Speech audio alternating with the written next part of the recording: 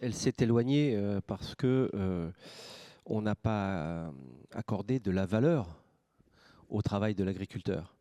Donc on a laissé croire, depuis en gros les années 70, que la théorie du low cost, du tout pas cher, serait la bonne théorie. Ça a facilité pas mal la vie de certains en laissant croire aux gens qu'ils avaient du pouvoir d'achat parce qu'ils pouvaient acheter des produits pas chers. Résultat de cette économie du renoncement, finalement, eh bien, on a renoncé aux bons produits et on a laissé croire que de manger, c'était quelque chose de normal et qui ne devait absolument pas être payé à son juste prix.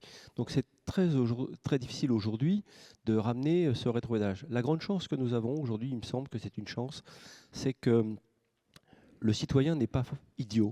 D'ailleurs, on voit bien, il suffit de mesurer ce qui vient d'être dit, la sympathie, le travail sympathique. Sauf que cette sympathie qu'on a pour l'agriculteur, quand on n'a pas les moyens, quand on rentre dans le magasin, on dit bah, je ne vais plus attacher d'importance à la valeur, mais au prix, ça devient anxiogène finalement. Donc, je dirais que ça s'est distendu entre le monde agricole et le citoyen, mais pas autant qu'on le croit. Il suffirait un petit peu qu'on considère que d'abord, ce n'est pas conjoncturel cette problématique, mais c'est qu'elle est structurelle, et de permettre à une société de revenir au bien manger et à l'essentiel du bon produit. D'ailleurs, quand on regarde le coût de la malbouffe, 125 milliards d'euros mesurés par la Sécurité sociale sur la mauvaise nourriture, eh bien, on a intérêt de retravailler au plus près de nos agriculteurs et de travailler avec eux, mais pas contre eux.